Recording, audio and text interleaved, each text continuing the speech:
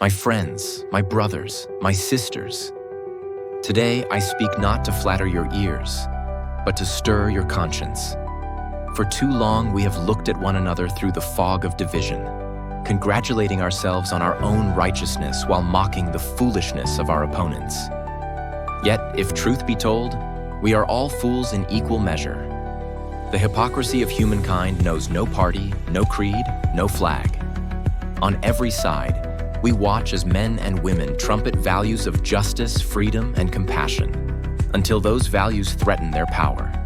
Then, in an instant, those banners are lowered, folded, and cast aside. We claim loyalty to truth, yet twist it when lies suit us better. We declare devotion to principle, yet abandon principle the moment convenience whispers its seductive song. Is this not madness? To divide ourselves by lines that mean little in the vast expanse of time? To assume that our narrow vision sees the whole picture of existence?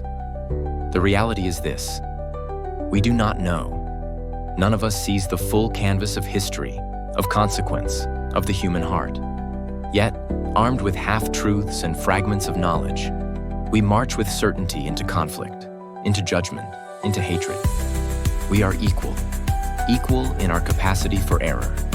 Equal in our capacity for blind spots and blunders. This is not cause for despair, but for humility. For if we can admit that we are all together fools, then perhaps we can begin to act with the compassion of fellow travelers, stumbling as one toward a better tomorrow. The question is not what world those in power will create, and what system will serve what end. The question is, what will you do? Too often we outsource our responsibility to governments, to institutions, to distant powers we barely trust. We wait for leaders to lead, for laws to correct, for justice to descend from the heavens like rain. But change has never been a gift wrapped and delivered from above.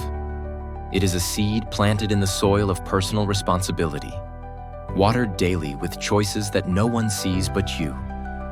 Each of us holds the brush that paints the world of tomorrow. Each of us must choose, moment by moment, whether to act with integrity or to betray it, whether to reflect or to repeat. If we cannot examine ourselves, if we cannot admit our own contradictions, then how can we hope to heal the contradictions of society? So let us be bold enough to look in the mirror, not with condemnation, but with honesty. Let us confess that our enemies are not merely out there beyond the borders of our belief, but in here, in our hearts, in our capacity for self-deception and our lack of love for each other. And having confessed it, let us resolve to be better. The call is not for perfect people. It never was. It never will be.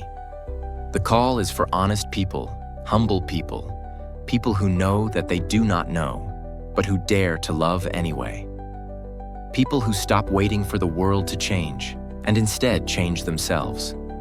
For in changing ourselves, we ignite the only revolution that has ever mattered, the revolution of the human spirit.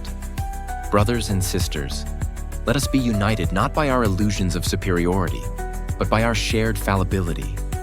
For in our foolishness, we are one, and in the embrace of our own humility, we can be great.